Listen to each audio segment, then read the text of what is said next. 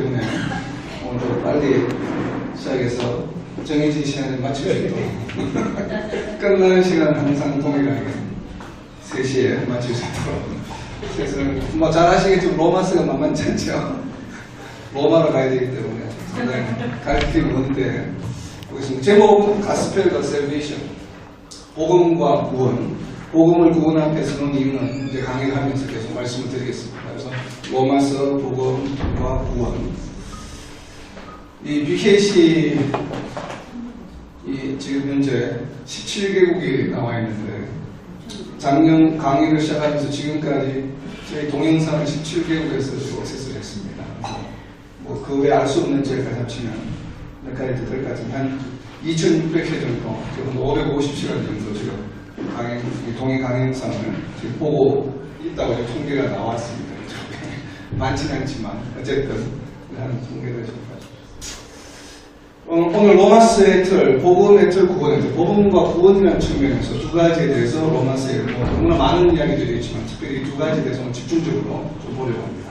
로마서 하면은 우리가 로마서 하면은 워낙 로마서가 유명하기 때문에 로마서 1장 17절을 통해서 루터가 종교개혁의 씨앗이 되는 발단이 되는 성경구절 감명을 받고 또 루터가 이 로마서를 강의한 강해서를 보고 존 버년이나 이제 존 웨슬리 같으신 분들이 존 웨슬리 같으신 분들은 로마서 강의하는 서론만 보고도 이 감동을 받아서 새로운 그 나름대로 변화되는 그 일이 있었다고 해줍니다.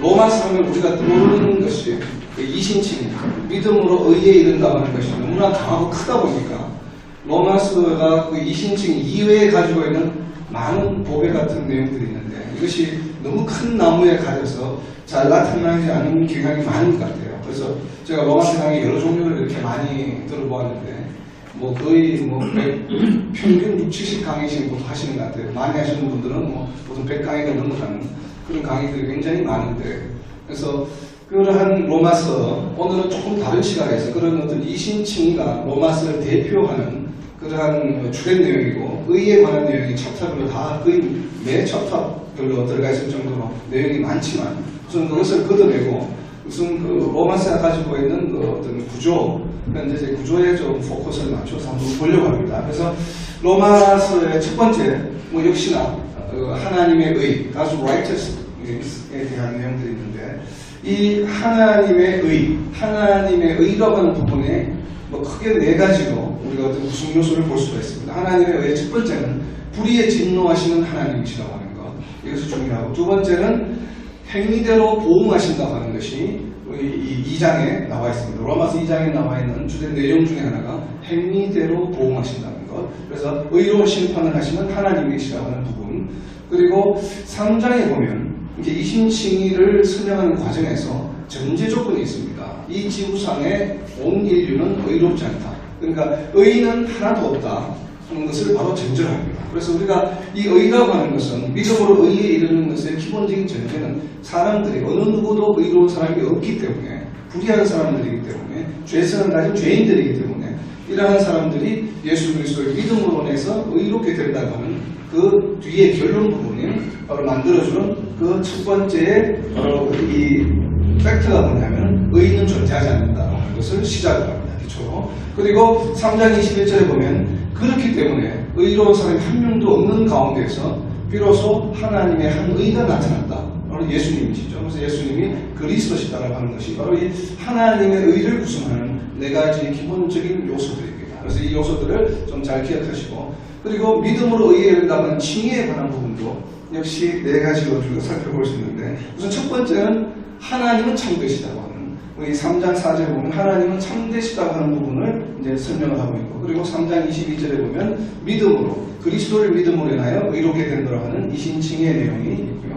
그리고 3장 24절에 가면 예수님 안에서 우리는 값없이 하나님의 은혜로 바로 이 칭의를 받게 된다고 하는 것을 강조하고 있죠. 그래서 우리의 노력이나 어떤 의지나 우리의 능력에 의한 것이 아니라 값없이 그야말로 하나님의 은혜로 의롭게 된다는 것. 그리고 바로 이러한 것을 뭐라고 부르냐면 바로 믿음의 법이다라고 지금 바울은 설명하고 있습니다. 3장 17절에서. 그래서 칭의. 그 다음에 이제 아까 서두에 잠깐 말씀드린 것처럼 저희가 이제 복음에 관해서 좀 볼 텐데 왜 이 로마서를 보는 세 가지의 기둥 중에 한 축으로 복음을 선정했는가라는 것을 그 배경을 조금 보고자 합니다. 그래서 쭉 보시면 이 바울이 사역을 하면서 이 사역의 목적들을 쭉 열거하고 있습니다. 보시면 하나님의 뜻을 따라서 그리스도 예수의 사도로 부르심을 받은 이 바울은 은혜와 평강이 있기를 고린도 교회의 이제 성도들에게 이렇게 원한다라고 인사를 하고 있고, 그리고 또 보면 역시 유사하게 하나님의 뜻으로 말미암아 그리스도 예수의 사도된 바울과 디모데는 고린도에 있는 하나님의 교회에 역시 위에 것과 비슷하게 은혜와 평강이 있기를 원하노라 하고 인사를 하고 있고, 네 번째는 이제 사람들에게서 난 것도 아니요 사람을 말미암은 것도 아니요 예수 그리스도를 죽은 자 가운데 살아주신 역시 하나님 아버지를 말미암아 사도된 바울을 강조하고 있습니다. 그리고 역시 다시 또 하나님의 뜻을 말미암아 사도된 바울 에베소에 있는 성도들에게 자신이 편지한다고 이렇게 이야기하고 있고, 그리고 여섯 번째 역시 이 그리스도 예수의 종이라고 자신을 표현하고 있고, 또 빌립보에 있는 성도와 감독들에게 편지한다. 마찬가지로 이렇게 디모데, 골로새, 데살로니가 전후서 이렇게 전부 자신의 이 서신서를 쓰는 이유를 설명하고 있는데, 특별히 여기 12번째에는 하나님의 종이요 예수 그리스도의 사도인 나 바울이 사도된 것은 사도된 이유를 설명하고 있습니다. 여기 하나님이 택하신 자들은 믿음과 지식과 소망을 위해서 자기가 지금 사도가 되었고, 이러한 것을 지금 자기가 전하고자 한다는 것을 지금 이야기하고 있어요. 지금 마지막에 13번째 보면 그리스도 예수와의 갇힌 자된 바울과 디모데는 내 집에 있는 교회에 편지한다라는, 이렇게 지금 여기 여러분 상상이 되듯이 지금 이 12가지 적어놓은 것은 바로 바울 서신서의 서두입니다. 그래서 바울이 서신을 보내면서 고린도 교회, 갈라디아, 에베소서, 빌립보서, 골로새서, 데살로니가, 그리고 디모데와 디도에게, 그리고 빌레몬에게 보내는 서신을 쓰면서 자신이 지금 이 서신서를 쓰고 있는 이유를 설명하고 있습니다. 이유를 보면은 거의 다가 은혜와 평강이 있기를 원하노라는 다 있습니다. 내부가 이 편지한다 뒤에도 일단은 절을 보면 은혜와 평강이 있기를 원한다. 그리고 자기가 사도된 것은 바로 하나님의 뜻으로 자기가 사도의 부르심을 받았다는 것을 강조하고 있고, 여기 특별히 디도서에서는 자기가 지금 사도된 목적을 구체적으로 믿음과 지식과 소망을 위함이라고 설명하고 있는데, 그럼 로마서는 어떤가? 로마서는 다른 12권하고 다릅니다. 이 로마서를 유심히 보면. 그래서 소대에 어떻게 되냐면 예수 그리스도의 종 바울은 사도로 부르심을 받은 것은, 종의 부르심을 받은 것은 여기 또 한국 돼 있죠. 같은데 사도로 부르심을 받아서 뭘 하냐면 하나님의 복음을 위하여 택정함을 이뤘습니다. 자, 로마서의 로마 교인들에게 편지를 하면서 자기가 사도된 이유를 설명하고 자기의 지금 사역이 뭘 하기, 바울의 사역이 뭐냐면 복음을 위하여 택정함을 이뤘다. 복음을 위하여 자기가 사도로 부르심을 받았다고 다른 12서신하고는 구별되게 이야기하고 있습니다. 왜 이랬을까요? 왜 바울이 13서신에서는 어떤 분은 직접 쓰셨다, 어떤 분은 대피라는 것도 있고, 어떤 분은 또 의구심이 난다고 이렇게 많은 학생들이 있지만, 어쨌든 우리는 전통적인 견해에서 이 13서신은 바울이 썼다고 간주합니다. 그러면 이 로마서만큼은 왜 다른 12서신과 다른 모양으로 서두를 시작하면 자기가 사도로 택정받은 이유를 복음을 위한 것이라고 이렇게 구체적으로 명시하고 있을까? 즉시하고 있을까? 물론 하나님의 뜻에 따르면 하나님의 뜻이 다 복음 전거죠. 사실은 간접적으로는 다 하나님의 뜻에 따라 복음을 전거하기 위해서 자기가 사도로 부르심을 받은 것으로 표현하지만, 특별히 로마서에서는 직접적으로 구체적으로 복음을 위하여 택정함을 이뤘다고 즉시하고 있습니다. 그래서 이 부분이 로마서는 다른 이 서신서하고 다르게 아직 바울이 방문하지 않았던 곳이었기 때문에 그런 것이 아닌가라고 생각해 볼 수 있는데, 바울이 방문하지 않고 쓴 서신 하나 더 있죠. 가마디아니 골로새도 역시 바울이 방문하지 않은 상태에 썼지만, 여기는 그냥 다른 것과 유사하게 하나님의 뜻으로 바로 그리스도 예수의 사도된 바울, 골로새에 있는 성도들에게 편지한다고만 되어 있습니다. 그래서 로마서에서 특별히 복음을 위하여 특정을 받았다고 주장하는 이렇게 즉시한 이유를 알려면 바울의 이 전도 여행에 대해서 우리가 살펴볼 필요가 있습니다. 바울이 이 로마서를 기록한 것은 3차 때죠. 3차 때. 그래서 헬라에 있을 때 약 3개월 동안 있는 동안에 이 선거서 추정이 됩니다. 뭐 추정이 되게 거의 확실한데, 자, 3차 여행을 보면 안디옥에서 출발해서 에베소에서 두란노스 왕세 약 2년, 그리고 공영에서 하면서 약 3년간 에베소 사역을 한 다음에 이렇게 마게도니아를 거쳐서 여기 고린도에 왔다가 다시 이렇게 돌아옵니다. 한 3개월간 머물다 돌아오면서, 그리고 밀레도에서 에베소로 가지 못하고 밀레도에서 에베소의 장로들을 불러서 마지막 고별 설교를 하죠. 고별 설교를 하고 이제 이렇게 예루살렘으로 돌아와서 감옥에 갇히게 되는 여정이 바로 이 3차 여행입니다. 자, 여기서 분명히 에베소를 거쳐서 이렇게 이름이 사도행전입니다. 에베소를 거쳐서 이렇게 마케도니아를 거쳐서 헬라, 즉 아덴과 고린도에 와서 지금 3개월 있는 동안에 로마서를 기록한 것으로 로마서 후반부에 보면 문안하는 사람들, 그리고 보내는 사람들이 베베라고 하는 사람은 고린도 교인이었어요. 그래서 그런 걸로 추정되는 거죠. 이렇게 로마서는 분명히 고린도에서 기록되었을 것이다 라고 하는데, 이 로마서가 쓰여진 시기 이후에 직후에 다시 고린도를 떠나서 밀레도에 와서 고별 설교를 하는 내용을 보면, 지금 보면 여기서 자신을 가지 말라고 붙드는 성도들에게, 장로들에게 이 바울이 하는 얘기가 아주 의미심장합니다. 20장 25절 사도행전입니다. 다시는 내 얼굴을 보지 못할 줄 아노라. 다시는 오지 않겠다고 이야기합니다. 에베소에. 근데 분명히 에베소 교회는 2차 때 개척이 되었다고 했죠. 2차 때 바울이 고린도에서 돌아올 때 프리스길라와 아굴라를 에베소에 남겨놓고 돌아갔다가, 그때도 역시 그 성도들이 가지 말라고 이야기했는데, 이 사도행전 18장 21절에서 뭐라고 이야기합니까? 하나님의 뜻에 따라서 내가 하나님의 뜻에 있으면 다시 여기 올 것이라고 이야기했습니다. 그래서 3차 때 다시 온 거죠. 에베소에 하나님의 뜻에 따라서. 근데 왜 이때는 2차 때하고 다르게 다시는 내 얼굴을 보지 못할 줄 아노라. 왜 이렇게 하나님의 뜻에 따라서 내가 다시 올 수도 있다 없다라고 이야기하지 않고 왜 확정적으로 다시는 내 얼굴을 보지 못할 줄 아노라고 바울이 이야기하고 있는가 이거예요. 그래서 보면은 조금 이제 24절에 보면 이렇게 되죠. 자신의 일을 마치려 하면은 나의 생명조차 조금도 귀한 것으로 여기지 아니한다. 지금 자신의 일을 마친다고 이야기합니다. 자신의 일을 마친다고. 그리고 여기에 지금 가이사라에서 보면, 가이사라에 도착해서 예루살렘을 가는 것은 역시 이 옆에 있는 동료들이 말리니까 위험하니까 가지 말라고 할 때 뭐라고 이야기하냐면, 예루살렘에서 죽을 것도 각오하였노라. 자기는 이미 예루살렘으로 향하려고 왔기 때문에 여기서 고린도에서 예루살렘으로 가는 것이 죽음의 길이라고 이미 작정을 했습니다. 그러니까 지금 바울은 지금 밀레도에서 고별 설교할 때나 지금 가이사라에서 예루살렘으로 가려고 하는 때도 마찬가지로 자신이 죽을 수도 있다는 것을 이미 알고 있었다는 얘기죠. 이것이 성령을 통해서 계시를 받았는지 안 받았는지 성령의 기록이 있기 때문에 우리는 알지 못합니다. 그러나 이 바울의 한 말을 통해서 보면 분명히 이 고린도를 떠나서 올 때 자신은 예루살렘에 가면 죽을 가능성이 있다는 걸 이미 결심하고 이런 길을 왔다는 것이죠. 그렇다면 바울이 이러한 결심, 이러한 각오를 하기 바로 직전에 마지막으로 쓴 서신서가 바로 로마서라고 하는 얘기입니다.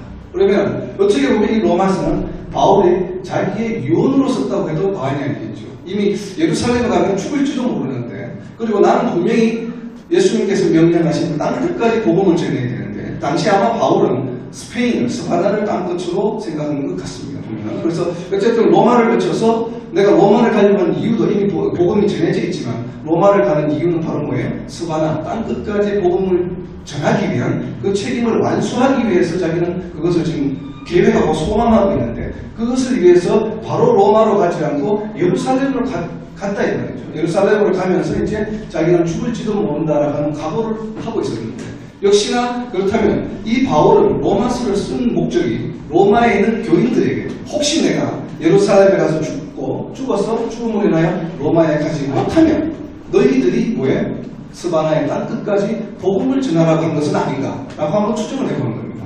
왜 그렇게 생각을 하냐면은 바울이 1차, 2차, 3차 여행, 전도 여행을 하면서 한 전략입니다. 선교 전략이 뭐였냐면은 안디옥 교회를 중심으로 해서 갈라디아 지방, 그렇죠? 지중해 북동쪽을 이제 1차 때 선교를 하고, 그리고 2차 때는 에베소를 중심으로 해서 마케도니아로 갑니다. 그렇죠? 에베소에 근거해서 소아시아 전 지역에 3년 동안 머물면서 지금 3차 때는 이렇게 해요. 그래서 어떤 지역을 이렇게 선교할 때 베이스 캠프로 했던 교회들이 있습니다. 그래서 안디옥 교회, 그리고 에베소 교회, 그리고 또 이 고린도에서 좀 오래 있었죠. 한 또 2년 가까이. 그래서 고린도 교회 중에서 유럽 쪽에.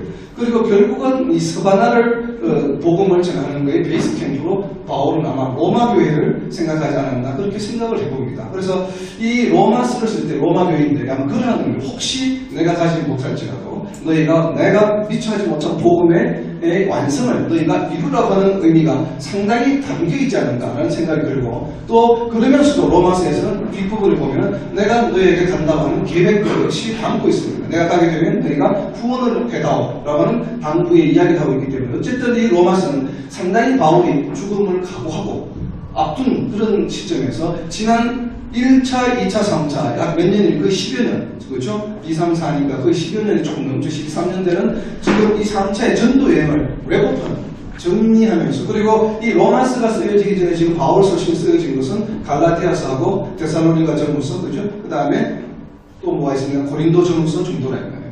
이 정도의 지금 지금까지 기록했던 그 5편의 서신서를 바탕으로 해서 로마서를 다시 한번 자기의 생각과 그리고 복음이 무엇인지를 다시 한번 재정리하기를 원하지 않았었던가라는 생각을 해봅니다. 그것을 보면 사도행전 20장 24절에 보면 바로 자기가 마치려고 하는 일이 뭐냐면 바로 무슨 일이에요? 복음을 전언하는 일을 마치려 하는.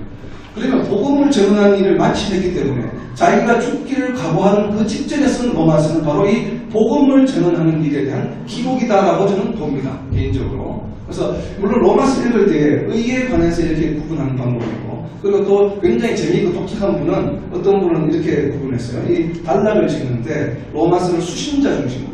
그래서 1장에서는 믿지 않는 이방인, 그리고 유대인, 그리고 믿는 이방인, 뭐 이런 형태로 물론 로마 교인에게 로마서를 보냈지만 그 내용 단락 자체가 수신자의 중심 누군가에 따라서 이 단락을 구분하는 구분 방법도 있습니다. 그래서 각종 다양한 방법들이 있지만 오늘 저희들은 이런 로마서가 쓰여지게 된 배경을 좀 고려해서 복음에 관해서 복음을 키워드로 해서 로마서를 단락을 지어보려고 합니다. 그래서 이제 이런 말씀, 사역의 목적에 대해서 방금 바로 택전함을 읽었는데 1장 1절에 보면 무엇 때문에 읽었다고 합니까? 복음 전도를 위해서. 이것은 복음은, 그리고 1장 2절을 보시면 1장 2절을 보시면 1장 2절을 보시면 복음에 대한 정의를 합니다.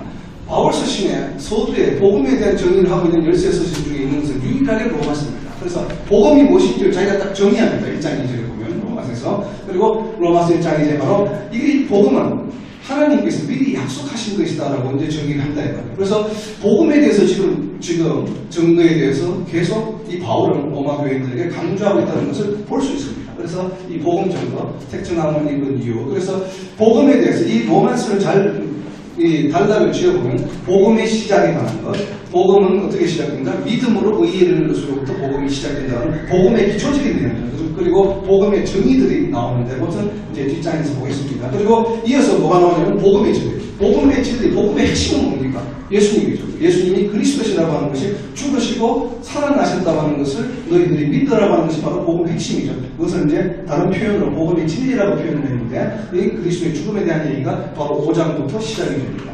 그리고 복음의 완성. 복음의 완성은 어떻게 보냐면 복음이 땅끝까지 전해지는 것. 이것을 복음의 완성이라고 본다 이거죠. 이러한 내용들이 이제 9장부터 10장, 11장에 거쳐서 나오고 있습니다. 그런 관점에서 보면 바로 9, 10, 11장이 복음의 완성에 관한 얘기다라고 이야기할 수 있고, 그리고 복음의 결과, 복음을 받은 사람들, 복음을 영접한 사람들은 그럼 어떠해야 되는가? 이것을 이제 바로 복음의 결과라고 보는 것이죠. 그래서 복음이라고 하는 키워드를 넣어서 이제 로마서를 이제 분류해 보는 거예요. 구성해 보는. 그래서 복음의 결과, 바로 새 생활, 이러한 것들이 있다고 하는 것. 그래서 보시면 로마서의 핵심 요절을 끄집어내라고 하면 대부분의 많은 분들이 1장 17절을 끄집어내지만 저희는 오늘 외우기 쉽게 여러분들을 위해서 10장 10절입니다. 더블탱. 전도서는 9장 9절이었고 가가서는 5장 5절이었죠. 이제 로마서는 10장 10절. 사람이 마음으로 믿어 의에 이르고 입으로 시인하여 구원에 이르느니라. 마음과 입이 동원됩니다. 구원에 이르죠. 마음으로 믿고 입으로 뭘 해야 됩니까? 시인하는 것이에요. 그렇죠? 이럴 때 구원에 이른다고 하는 것이 로마서 10장 10절에 기록이 되어 있다는 것. 그래서 로마서를 다른 말로 표현하면 바울 신학의 초석이자 신앙생활의 반석이다. 왜? 신앙생활의 반석 이외에 교회가 지어지기 때문에 그래요. 자, 이제 로마서를 봅니다. 로마서를 16장으로 되어 있는데 여러분이 마음을 먹으면 30분이면 다 읽을 수 있는 분량입니다. 페이지 자체가. 그래서 복음의 시작, 복음의 진리, 아까 말씀드린 것처럼 완성 결과, 그리고 당부와 응함으로 이렇게 단락을 지었는데 아마 생소하죠. 이렇게 단어를 나눠본 적이 없기 때문에 생소하기 때문에 오늘 이제 나누는 것입니다. 왜 복음의 시작이라고 이야기하고 있는지 아까 앞에서도 3차 여행을 전도 여행을 참고를 해서 말씀을 드렸지만 실질적으로 로마서에 그러면 복음에 관한 내용이 어떻게 되어 있는가를 봅니다. 자, 아까 보신 것처럼 1장 1절에 복음을 위하여 부르심을 받았다고 이야기하고 있고 1장 2절에는 복음에 대한 정의를 이야기하고 있습니다. 자, 히브리 문학의 특징은 주제, 가장 중요한 얘기를 가장 먼저 합니다. 그리고 또 아울러서 가장 끝에 합니다.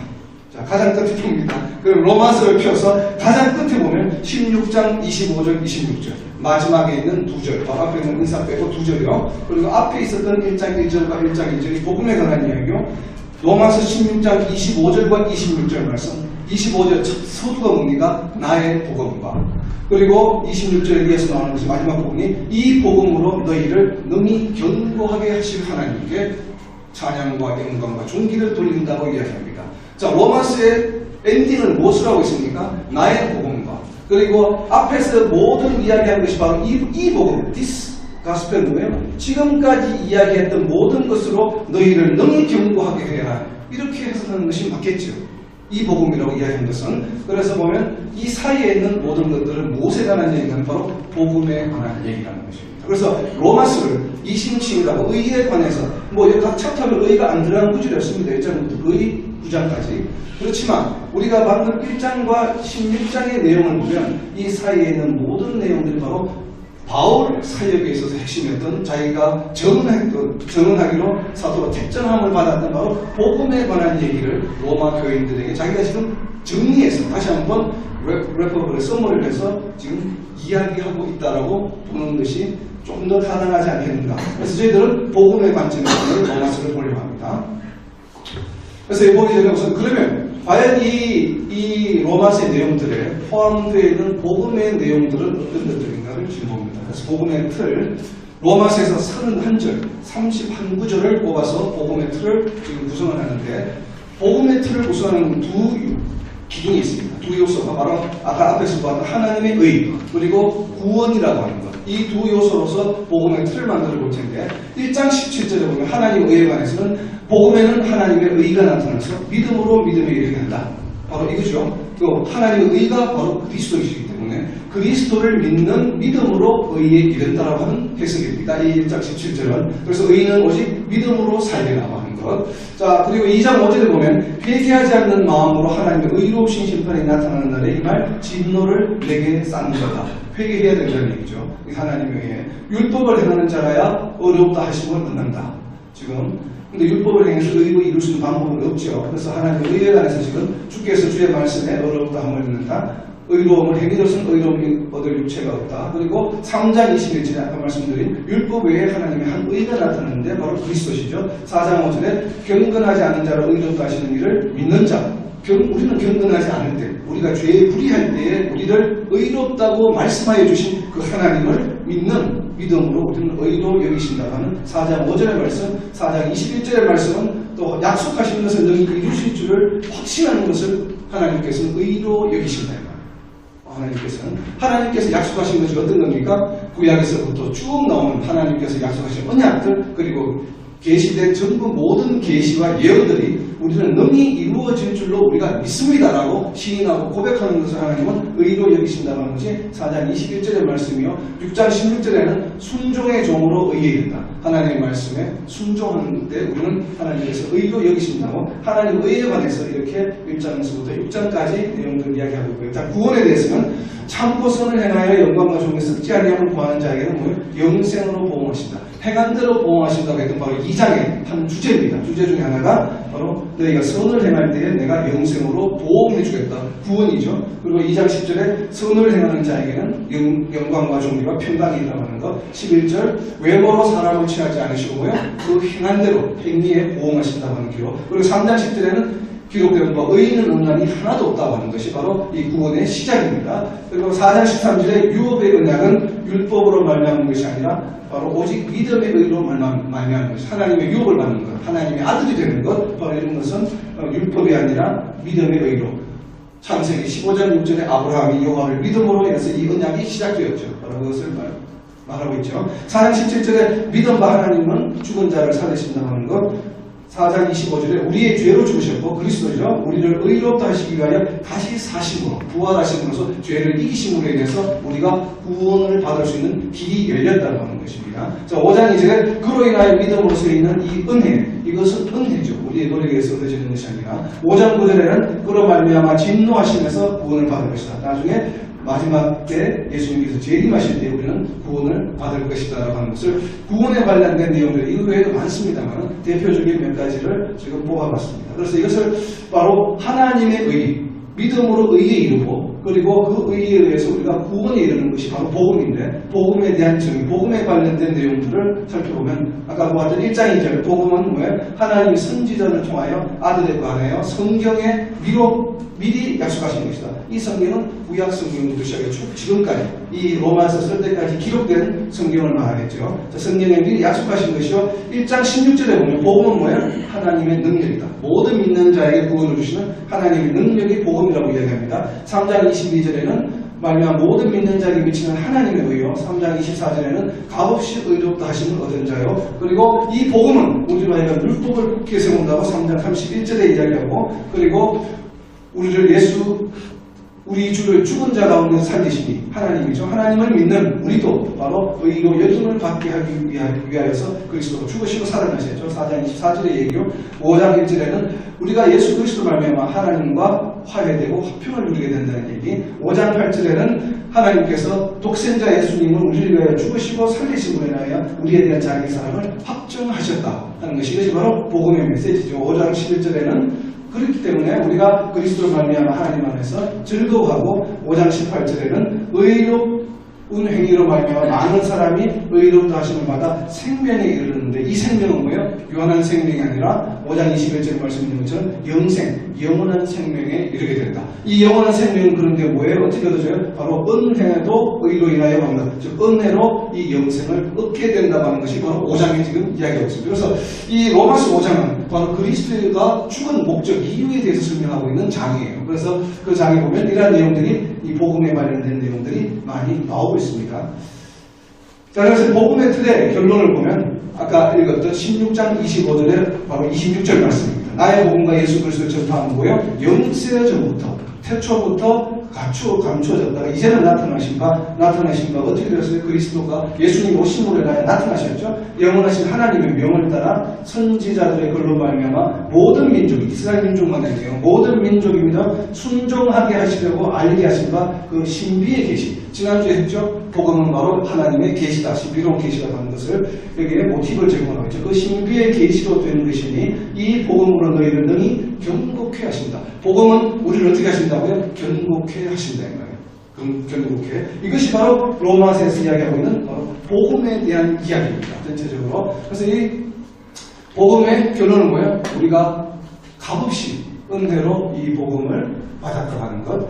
그래서 그 결과가 뭡니까? 우리에게 영생이 주어졌다는 것. 은혜와 믿음으로 복음을 얻었다고 하는 것이 바로 이 복음에 대한 내용이고, 그래서 이 복음의 시작을 구성하는 1장부터 4장까지의 내용을 보면 복음을 위하여 저희가 사도로 부르심을 받았고, 그리고 하나님은 뭐예요?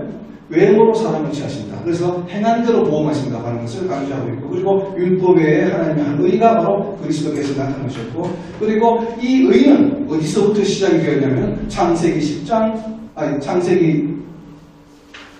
15장 6절이죠. 15장 6절. 아브라함이 바랄 수 없는 중에 바랬어요. 이 얘기는 아브라함이 바랄 수 없는 중에 바라는 것은 바로 이제 이삭을 임신한 사건을 말하는 것이고, 창세기 15장 6절에는 이제 비로소 그래서 여호와가 하나님이심을 믿는 아브라함의 고백이 나옵니다. 바로 그 아브라함에 의해서 시작된 믿음의 의, 믿음의 법이 바로 의해서 예수 그리스도께서 한 의로 하나님의 의로 나타나시기 때문에 그 예수 그리스도를 믿으면 그 믿음으로 인해서 우리가 의에 이룰 수 있다라고 하는 그 모티브를 이 아브라함의 믿음과 믿음의 의로서 보여주고 있습니다. 그래서 여기 4장에서 설명합니다. 그래서 1장부터 4장까지는 복음에 대한 기초적인 내용들을 지금 설명하고 있다고 보는 거죠. 그 다음에 복음의 진리는 핵심은 바로 아까 그리스도라고 말씀드렸죠.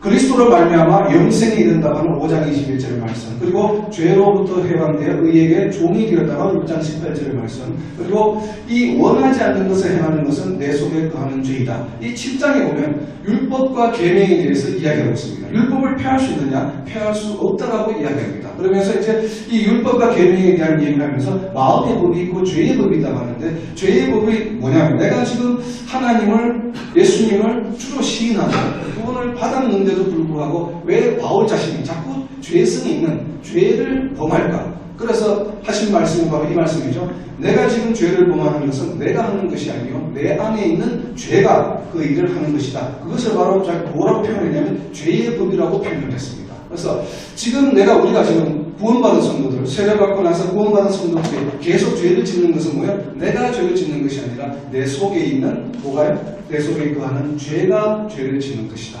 그러니까 우리가 왜 내가 구원받아 자꾸 죄를 지을까? 회개하고 기도하고 다시 또 새롭게 되는데 왜 또 다시 죄를 반복할까? 여러분 고민이 많이 되죠. 근데 그 죄가 누가 짓는 거라고요? 우리 자신이 짓는 게 아니라고 지금 바울은 설명해 주고 있습니다. 우리에게 얼마나 위안과 평안이 되는 얘기예요. 그거는 네가 죄를 짓는 것이 아니라 네 속에 있는 뭐예요? 죄가 행하는 것이다라는 것이죠. 그래서 이 인간의 본연적인 모습, 그래서 어떤 분은 로마서를 인간의 본질을 파헤치는 편지로 서신서로 또 해석하시는 분이 있습니다. 그래서 인간의 본질이 어떻게 되어 있는가를 여러 가지 챕터를 해서 또 챕터를 구분하고, 그래서 그런 의미에서 바울이 로마서에서 이야기하고 있는 인간은 도대체 어떤 존재인가라는 것을 쭉 여러 가지 논문들도 있는 보시면 상당히 재미가 있어요. 그래서 보시면 똑같아요. 그래서 그러면 우리가 구체적으로 왜 구원받고 나서 죄를 짓는가에 대해서 좀 이해할 수 있는 대목입니다. 이 부분이. 그래서 우리 안에 있는 죄가 바로 그러한 죄를 짓게 하는 행위를 한다는 것. 그래서 또 거기에 대비해서 그러면 우리가 어떻게 앞으로 살아갈 것이냐, 무엇에 의지해야 되느냐를 바로 8장에서 시작합니다. 바로 성령의 법이죠. 그래서 마음의 법이나 죄의 법으로 우리가 이렇게 성화되어가기가 상당히 어렵기 때문에 누구에게 의지해야 된다고요? 바로 성령의 법. 예수 안에 있는 생명의 성령의 법이 우리로 하여금 죄로부터 해방시켜준다는 것을 8장의 서두로 지금 시작하고 있습니다. 그래서 성령의 법과 사역, 그리고 하나님의 사랑, 8장 39절, 8장을 한번 보시죠. 8장이 로마서에 굉장히 풍성한 은혜, 굉장히 많은 은혜를 주는 장인 중에 하나인데 8장을 보시면 8장 39절을 보면 8장 39절 마지막 절이죠. 8장의 마지막 절을 보면 어떻게 되겠습니까? 높음이나 깊음이나 어떠한 피조물이라도 우리 주 예수 그리스도 안에서 나에 대한 하나님의 사랑을 모른다면 끊을 수 없는 거예요. 그래서 우리가 비록 내가 구원받고 나서 내 속에 있는 죄가 나로 하여금 죄를 짓게 하지만 그러나 그러한 것들조차도 하나님의 우리에 대한 사랑을 끊을 수 없다고 단언합니다. 이것은 우리가 구원의 서정에서 견인에 있어서 굉장히 중요한 코즈가 됩니다. 모티브가 됩니다. 하나님께서 절대 우리를 사랑하시는 것을 포기하지 않으신다.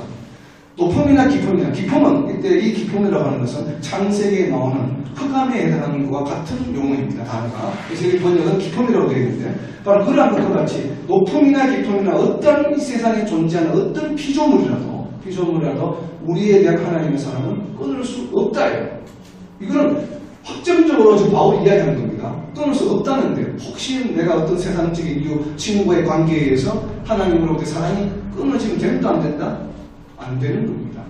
끊어질 수 없다고 설명했기 때문에 어떠한 경우에도 끊어질 수 없는 거예요. 우리의 사랑은. 그것이 바로 견인의 중요한 모티브가 될 수 있다는 거 좀 여러분이 기억해 주시고, 그래서 8장 39절이 대단히 중요한 말씀이죠. 그리고 8장에 보면 우리가 뒤에 이런 말씀들이 많이 나오죠. 8장 26절, 28절 이런 데 보면 바로 뭡니까? 성령이 말할 수 못한 식으로 우리를 위해서 기도하신다는 것, 그런 구절도 나오죠. 그런 것들처럼 이 8장에 굉장히 성령의 역사, 성령의 하시는 일이 무엇인지에 대해서 바로 성령의 법과 사역에 관해서 8장에 집중적으로 설명하고 있습니다. 왜 그렇습니까? 이것이 우리가 복음의 진리, 예수님이 그리스도이심을 믿고 우리가 성화되어가는 과정에 있어서 굉장히 중요한 역할이 뭡니까? 성령의 인도하심을 받지 않으면 성화의 단계를 이어갈 수 없기 때문에 그래요. 그래서 이 복음의 바로 이 진리가, 그래서 이 성령에 대한 설명을 8장에서 하고 있는 것입니다. 그래서 이 성령이 그렇게 해서 내가 연약하여서 내가 무엇을 기도할 바도 모르는데도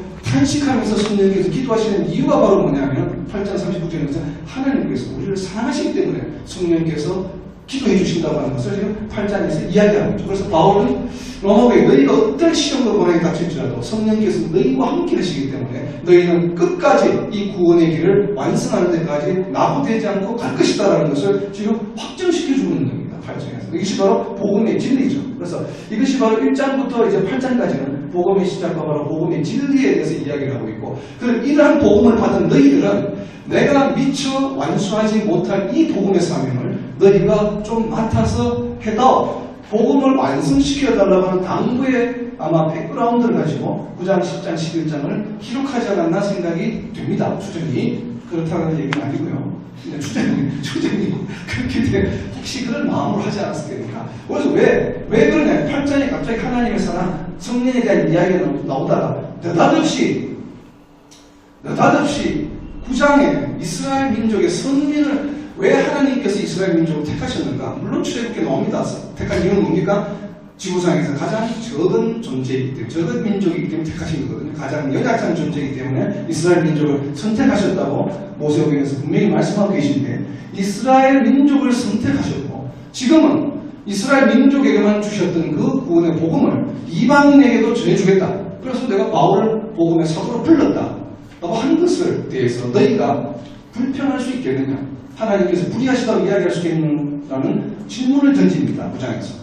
이스라엘 민족을 과거에 선택하신 것도 하나님 뜻이요, 지금 이방인에게 복음을 전하라고 하신 것도 하나님의 뜻이다 라는 것을 강조합니다. 그래서 이것은 그래서 비유를 든 것이 토기장이의 권한, 우리가 잘 알고 있는 것이죠. 토기장이가 그릇을 만들어서 보배에 담던 무엇을 질그릇으로 쓰는 그것은 토기장의 마음이 아니냐. 그래서 하나님께서 이스라엘 민족을 선택하든 이방인을 선택하든 그것은 하나님의 주권이요, 하나님께 속한 것이다라고 하는 것을 지금 9장에서 설명을 하는데, 왜 이것을 9장에서 설명하고 있냐면 다음은 10장 때문입니다. 10장에 바로 시작을 10장 1절부터 3절까지 뭐로 되어 있냐면, 이스라엘이 하나님께서 선택한 이 이스라엘 민족이 하나님의 의에 복종하지 않았다. 하나님의 의가 아까 뭐라고 했습니까? 3장 21절에 하나님의 의는 그리스도. 이스라엘 민족이 지금 이때 이 당시에 이스라엘 민족은 누굽니까? 대부분이 유대인들이죠. 그렇죠? 이스라엘이 멸망했을 때 나머지 혈집파는 다 흩어지고 없어졌기 때문에 지금 여기 남아있는 이스라엘은 유대인으로 추정됩니다. 그죠? 이 유대인들이 뭐야? 그리스도에 복종하지 않았어요. 예수님이 그리스도시라는 것에 대해서 복종하지 않았기 때문에 우리 또 이 이야기를 하고 있고, 그리고 또 예수 그리스도께서 오신 이유가 또 뭐냐면 그 이전에 있던 이스라엘 민족이 하나님에 의해 복종하지 않았기 때문에, 이게 이제 이중적인 의미가 이제 들어가 있다고 보는 거죠, 이 부분이. 그래서 그리스도께서 이 땅에 오신 이유는 그동안 하나님께서 이스라엘 민족을 선민을 선택하시고 계속 하나님의 나라를 확장하고 완성하려고 했는데 계속 배반했죠. 계속 물러섰죠. 그래서 모세도 보내고 노아도 보내고 계속 하다가 결국은 이제는 마지막 수단으로 예수님을 보내셨다고 하는 거예요. 그러면서 동시에 예수님 오시는데도 불구하고 이스라엘 민족이 또 뭡니까? 그 하나님에 의해 또 복종하지 않았죠. 그래서 결국은 뭡니까? 이스라엘 민족이 아닌 이방인에게로 복음이 전도된다는 게 10장 후반부예요. 복음이 이스라엘을 벗어나서 다른 데로 간 이유를 좀 설명하고 있는 겁니다. 그래서 이것은 바로 앞에 있는 9장과 연결되는 내용이죠. 이스라엘 민족을 선택하고 이방인을 선택한 것도 하나님의 뜻이요, 이 그리스도께서 오신 것은 이스라엘 민족이 불순종했기 때문인데, 지금 불순종했기 때문에 내가 너희를 사용하지 않고 이제 이방인을 사용하겠다고 하는 겁니다. 그런데 중요한 포인트는 11장에 있습니다. 그렇다면 하나님께서 이스라엘 민족을 버리셨느냐? 아니다라고 이야기합니다. 바울은 절대 결코 버릴 수 없다라고 이야기합니다. 왜 결코 버릴 수 없습니까? 왜 결코 버릴 수 없어요? 아까 8장 39절에 있었던 것입니다.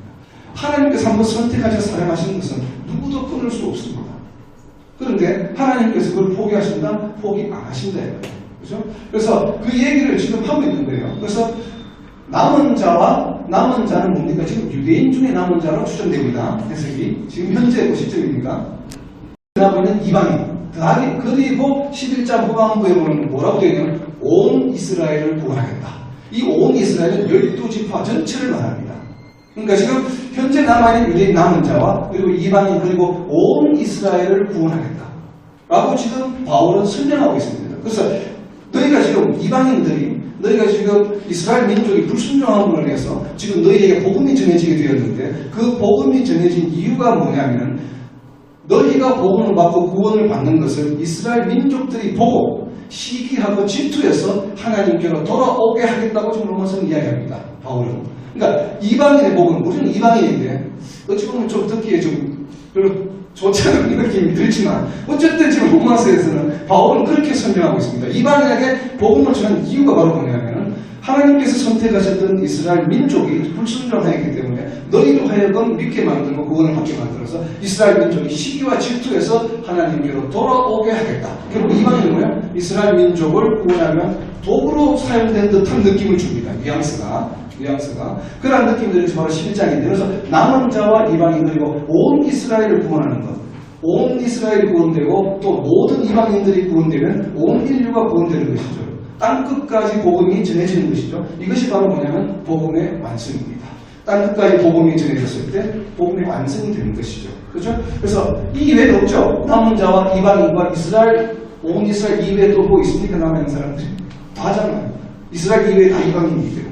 이방인과 남은 자와 온 이스라엘이 구원되는. 그래서 이 9장부터 11장까지 바로 뭐냐면 하나의 세트로 복음의 완성에 관한 얘기를 담고 있다고 이야기하는 겁니다. 그래서 여기 아주 재미있는 표현이 있죠. 돌감람나무와 참감람나무를 이야기하면서 바울이 비유해서 설명하는데 뭐라고 하냐면 돌감람나무는 이방인이죠. 참감람나무는 이스라엘 민족이죠. 유대인입니다. 그래서 참감람나무가 자라다가 불순종하면서 시들시들 가지가 시들시들해졌다. 그래서 그 가지를 자르고 이방인의 돌감람나무를 접붙임했다. 그래서 그 접붙임한 것이 잘 자라는데 그러면 이 이방인 돌감람나무가 잘 자라면서 자기가 자기에 의해서 되었다고 자라날 수 있겠느냐.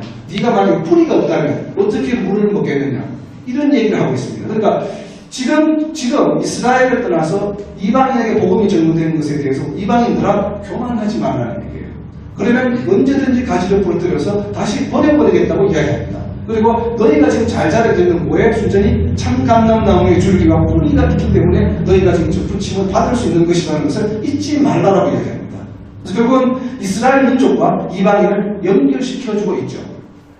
연결시켜주고 있는 것이 바로 이 돌감람나무와 참감람나무. 그로 인해서 이 접붙임된 돌감람나무가 가지가 융성해지면서 옆에 있는 참감람나무의 가지도 더불어서 같이 융성하게 된다. 잘 자랄 수 있다고 하는 것이 바로 이 11장의 요지입니다. 그래서 이 돌감람나무와 참감람나무의 비유의 말씀은 바로 이거죠. 이방인과 이스라엘을 함께 구원하시겠다고 하는 이 바울의 지금 복음의 사역에 대해서 설명을 하고 있는 것이죠. 그래서 이것이 바로 복음의 완성이다라고 이야기하는 것입니다. 그래서 이 키워드는 이스라엘과 이방인과 남은 자와 바로 이스라엘 민족의 시기 질투에 의해서 이 구원을 완성하겠다고 하는 겁니다. 그래서 그렇다면 이 지금 로마서에서 나와 있는 구원에 관련된 성경 구절을 한번 보려고 해요. 자, 이것이 이제 복음의 완성이자 구원의 완성인데 로마서에서는 구원을 어떻게 설명하고 있는가? 전체 13구절을 이용해서 구원의 틀을 한번 보려고 합니다. 자, 여기 보면은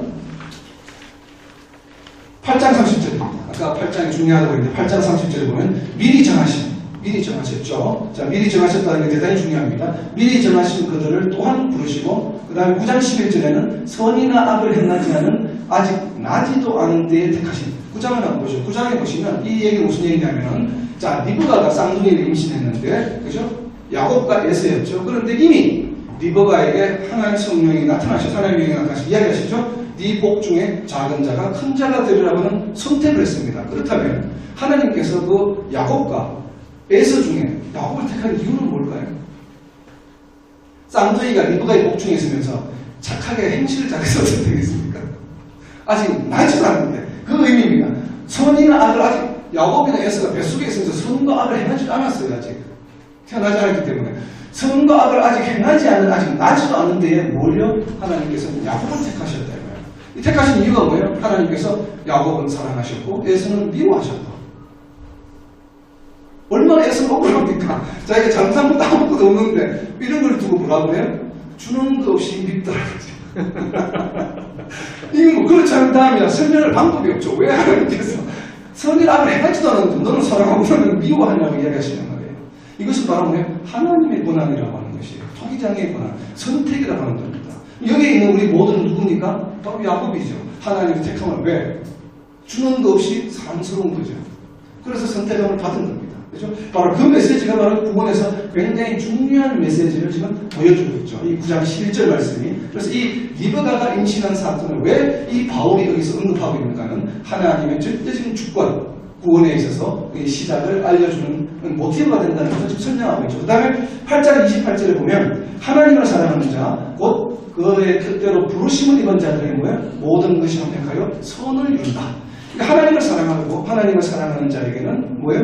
모든 것이 합력하여 선을 이루는 거예요. 전제 조건이 하나님을 사랑해야 됩니다. 이거 앞에 빼먹고 부르심을 입은 자들에게 모든 것이 합력하여 선을 이룬다고 하면 안 된다는 거죠.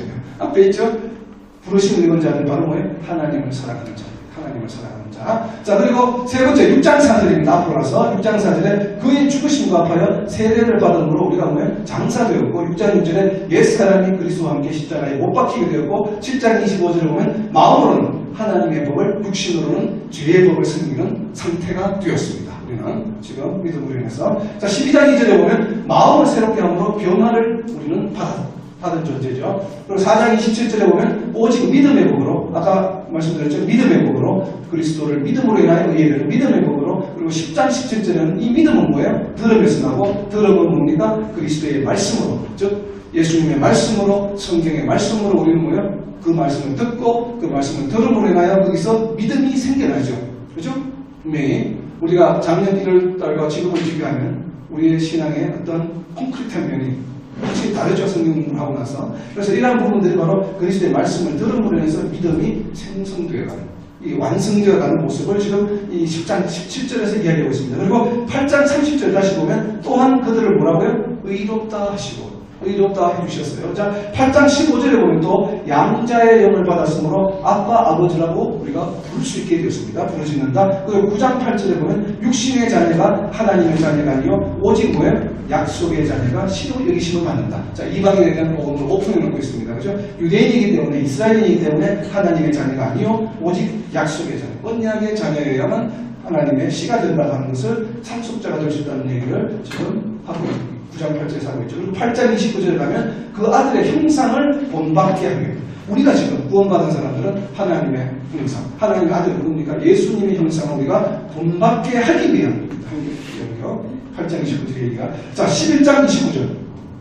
11장 29절 한번 보시면 아주 중요한 성경 구절. 아까 8장 39절과 동일한 것이죠. 8장 39절이 어떤 피조물도 높음이나 깊음이 어떤 피조물도 예수 그리스도 안에서입니다. 예수 그리스도 안에서 하나님은 우리에 대한 사랑을 끊을 수 없다고 했는데 여기 지금 11장 29절에서는 하나님의 은사와 부르시는 뭐예요? 후회하심이 없다. 하나님 일단 우리 한번 부르시고 나서는 절대 후회하지 않으신다 이거예요. 후회하시면 어떻게 됩니까? 내가 쟤를 괜히 불렀어.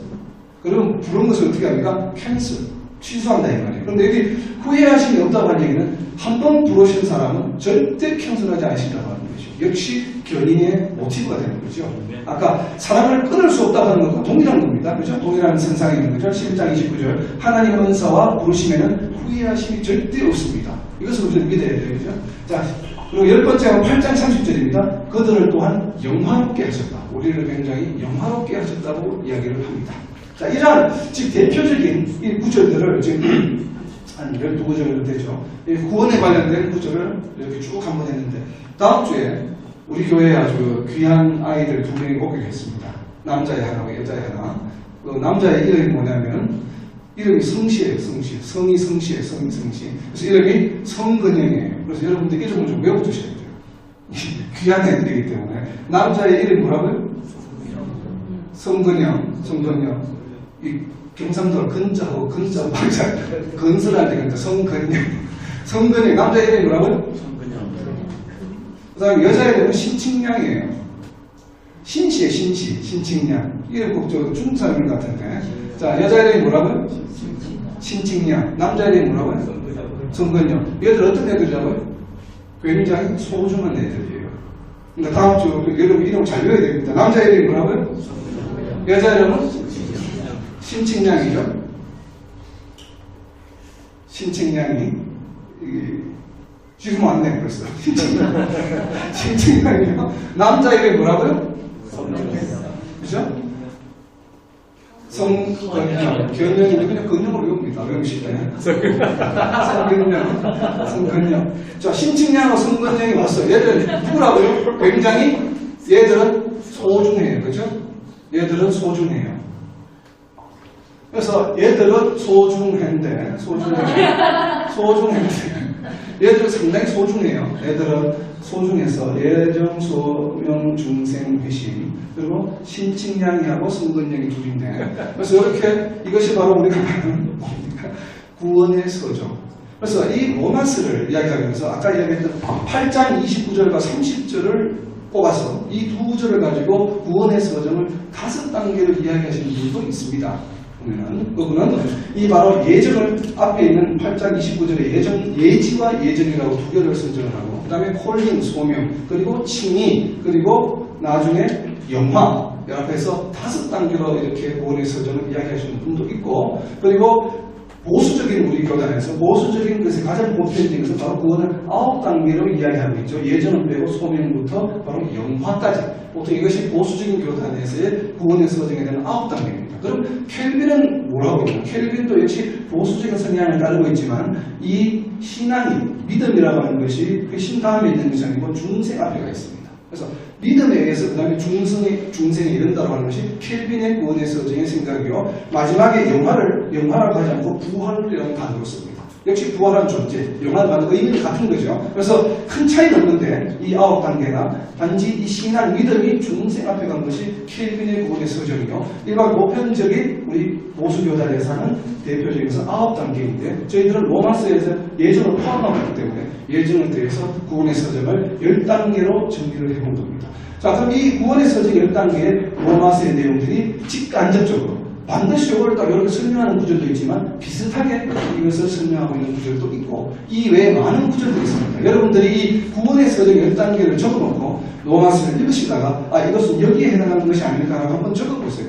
많은 구절들이 나옵니다. 제가 여기 노트에도 표로 다시 만들어 놓은 게 있는데 한번 보시고 나중에 그럼 보시면 이렇게 바로 이 로마서는 구원의 서정에 대해서 누구보다도 잘 설명하고 있다. 왜 그랬습니까? 왜 그럴까요? 아까 말씀드린 것처럼 바울이 이제는 죽을 각오로 가고 있기 때문에 자기가 지금까지 했던 모든 구원의 사역, 복음 전도의 사역을 총정리해서 완벽하게 정리해서 전해주기를 원했기 때문에 이 모든 내용들을 다 담고 있다는 것이죠. 보면 그래서 이것이 좀 멋있게 쓰면 오른쪽에 이렇게 나오죠.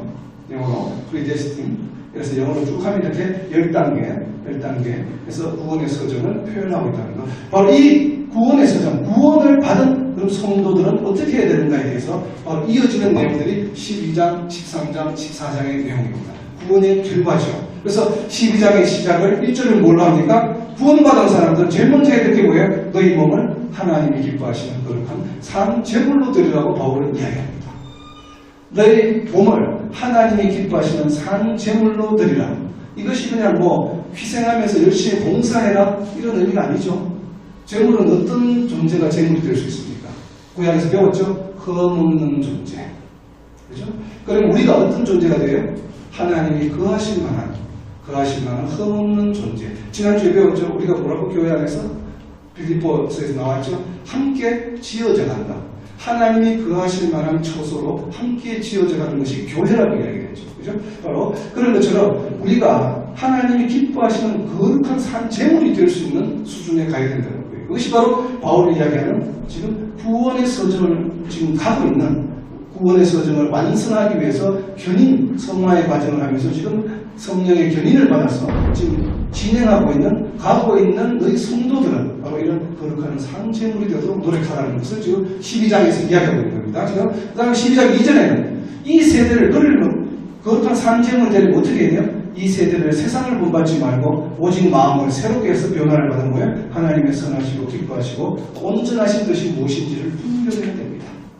세상을 바라보면 안 된다 이 말이에요. 이 세대를 본받지 말라는 거잖아요. 그런데 자꾸 세상을 본받으면 된다 안 된다? 안 되죠. 그럼 앞에 있는 이 모든 구원의 서정에 문제가 생기겠죠. 그래서 지금 바울은 간곡히 부탁합니다. 12장부터 13, 14장에 걸쳐서. 그래서 기뻐하시고 온전한 뜻이 무엇인지 분별하도록 하라. 그리고 12장 6절부터 8절까지는 그래서 너희가 교회 안에서 함께 하나님이 거하실 만한 처소로 함께 지어져 가기 위해서 각자에게 뭐예요?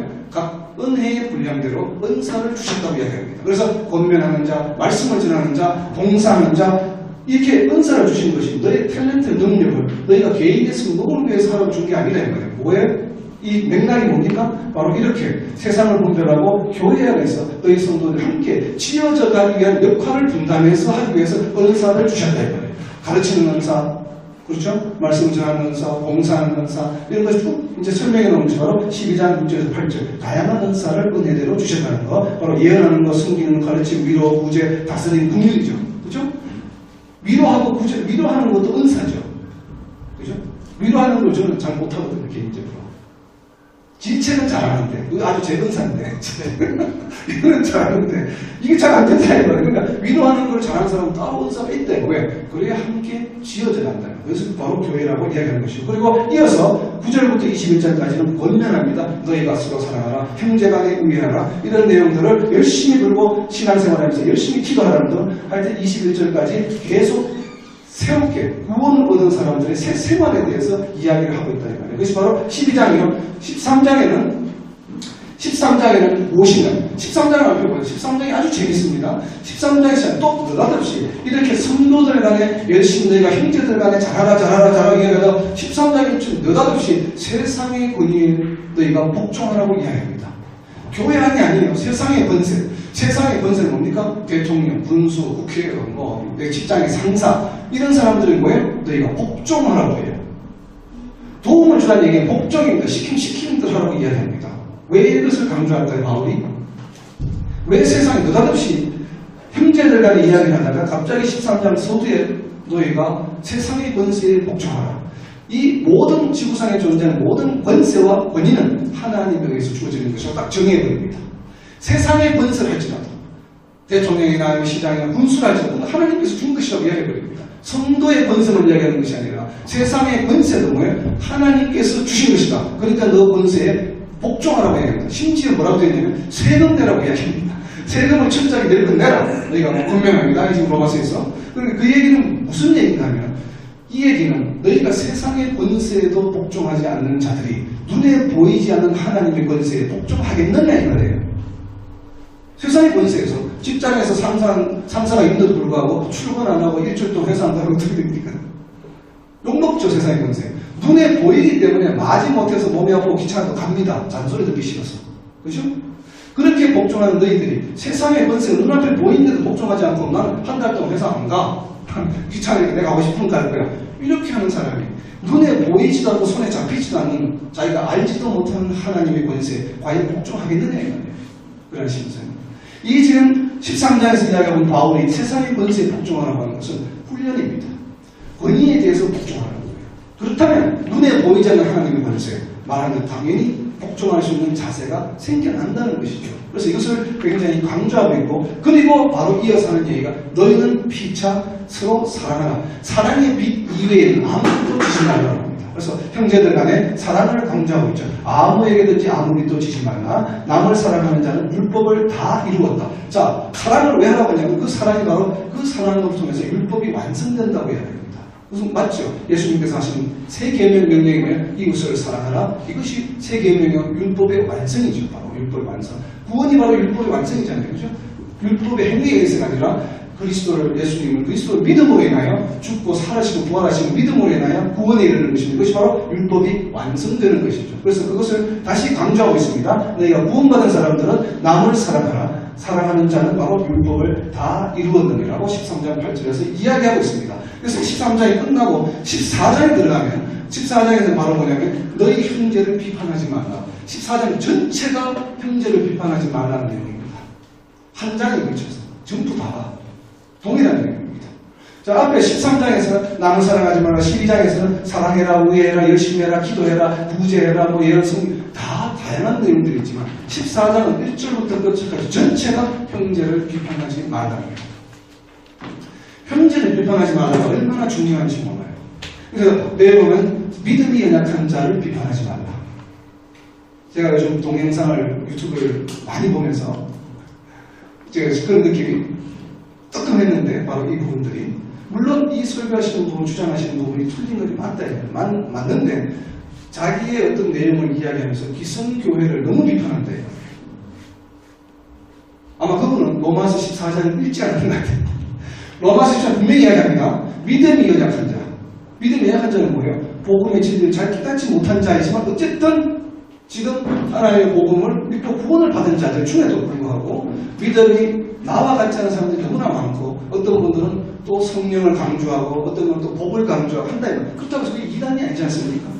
이단의 경우는 다른 얘기죠. 그러나 이단이 아닌데도 불구하고 어떤 것이 내가 주장하는 어떤 주장, 교리하고 맞지 않는다고 해서 기성교단을 비방해서는 안 된다는 거예요. 그것을 한 장에 걸쳐서 이야기하고 있습니다. 14장에서.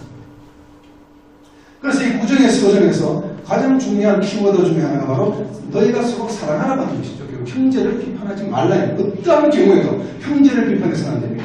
믿음이 부족하고 뭐가 잘못되었다고 해서 비판하지 말고 너희가 사랑하라. 그것이 바로 구원의 율법의 완성이라고 이야기를 한다 이 말이에요. 그래서 구원의 서정에서 키워드는 바로 사랑하라. 그리고 14장 전체가 형제를 비판하지 말라 라고 하는 얘기입니다. 그래서 여기서 굉장히 우리가 여러분들이 구원을 받고 나서 12장부터 14장까지 여기 있죠? 12장부터 13, 14장까지 바로 뭐예요? 그래서 이 세 챕터를 묶어서 저는 복음의 결과가 복음을 받아들인 사람들의 결과가 이러해야 된다. 그리고 산제물 믿음이 연약한 자의 의견을 비판하지 말라고 되어 있잖아요. 14장 1절이 시작이 1절이. 그러니까 우리가 잘못 이해하고 뭔가 잘못한 경우가 있다 하더라도 비판하지 말고 권면하고 조용히 해야지. 거기서 퍼블릭하게 막 오픈해서 이 외부에서 막 유튜브라든지 이래서 막 기승교단을 하는 이 해하는 거예요 사실은. 상처를 내는 거잖아요. 이 교단에. 그러한 행위는 절대로 해서 안 된다고 강조하고 있습니다. 이 부분이. 그래서 이 로마서 14장. 그리고 이 로마서는 이렇게 이제 은사들, 복종, 사랑이고요. 그리고 이 14장 후반에 13장에 보면 그리스도의 옷을 입어라. 그리고 빛의 갑옷을 입으라는 얘기가 13장에 나옵니다. 그리고 15장에는 시작이 함께 즐거워하라고 자기가 지금까지 복음을 전한 것은 바로 성령의 능력으로 된 것이요. 그리고 내가 로마를 방문할 계획이라고 하면서 15장 이야기를 했고 16장에서는 권면하고 문안을 하는데 무려 문안하는 사람이 수십 명입니다. 아마도 마지막이라고 생각했기 때문에 소아시아에 자기가 함께 동행했던 사람들, 지금까지 함께 동행했던 사람들 이름을 다 열어간 것 같아요. 고린도교회 쭉쭉 열가다가 마지막에 내가 베베 여집사 베베를 통해서 이 편지를 너희에게 보낸다고 하는데 이 베베가 누구냐면 바로 고린도 교회 교인입니다. 그래서 고린도에서 기록했을 거라고 추정하는 것이죠. 그리고 또 자기가 머물렀던 집의 주인, 고린도의 지역에 있던 집주인 이름도 역시 문안하는 사람 이름에 들어가 있습니다. 그래서 고린도에서 이 로마서가 기록되었다고 추정하는 것이죠. 그래서 이런 부분들이 지금 로마서, 그리고 이 로마서는 아까 보신 대로 AD 57년경에 3차 전도의 말미에 3개월 동안 고린도에 머물면서 기록된 것입니다. 다시 한번 마지막으로 한 1분 만에 정리합니다. 복음의 기초, 앞에 복음의 시작을 기초라는 단어로 바꿨습니다. 의와 믿음에 관한 것, 복음의 진리를 핵심으로 바꿨습니다. 복음의 핵심, 그리스도에 관한 얘기, 그리고 복음의 완성, 바로 남은 자, 유대인들과 이방인과 온 이스라엘이 땅끝까지 복음을 전해주는 것을 복음의 완성이라고 하기 때문에 90, 11장이 바로 복음의 완성에 관한 장이다. 그리고 다양한 은사, 12장부터 14장까지 복음을 받은 사람의 결과, 이것은 바로 새생활이죠. 새생활. 다양한 은사에 순종하라. 그리고 새생활을 하라는 것이요. 그래서 다시 정리하면 키워드는, 로마서의 키워드는 바로 믿음과 구원, 믿음으로 의해되는 이신칭의 구원과, 그리고 오른쪽에는 복음의 핵심은 뭡니까? 사랑이라고. 그래서 이 로마서의 키워드를 이야기하는 믿음과 구원, 그리고 복음과 사랑이라고 이야기할 수 있다. 그래서 우리가 너무 이 이신칭이 의에만 집중되어 있는 로마서의 가치를 좀 더 확대해서 이렇게 볼 필요가 있습니다. 굉장히 많은 내용, 그야말로 우리가 이 성도의 생활하면서 구원의 완성이 이르는 성화의 과정을 거쳐서 견인되어가는 그 과정에서 필요한 모든 내용들을 다 담고 있죠. 로마서가. 그래서 로마서는 어떻게 보면 복음의 정수다. 그래서 이 복음의 정수를 바탕으로 해서 나머지 서신서들이 전부 기록되는 것이 다 이 부분들을 기록하고 있는 것이죠. 각 교회에 맞게끔. 그래서 로마서는 어떻게 보면 바울 신학의 총집결체요, 바로 우리들 성도들의 신앙의 반석이 되는 것이라고 말씀을 드립니다. 그래서 이번 주 16장밖에 되지 않기 때문에 이 로마서를 읽으시면서 이 질문들을 마음속에 두시면서 읽으시면서 정말 우리의 신앙이 반석 위에 서서 이 복음을 정했던 바로 우리 바울이 사상 이 지구상에 지금까지 존재했던 가장 위대한 뭡니까? 파수꾼. 가장 위대한 파수꾼이었죠. 이 위대한 파수꾼의 삶을, 이 철학을, 우리가 신학을, 사상을 우리가 잘 의미하고 묵상하면서 바울을 닮아서 우리도 올 한 해 바울과 같은 파수꾼이 된 그러한 한 해가 되기를 예수님의 이름으로 선포합니다.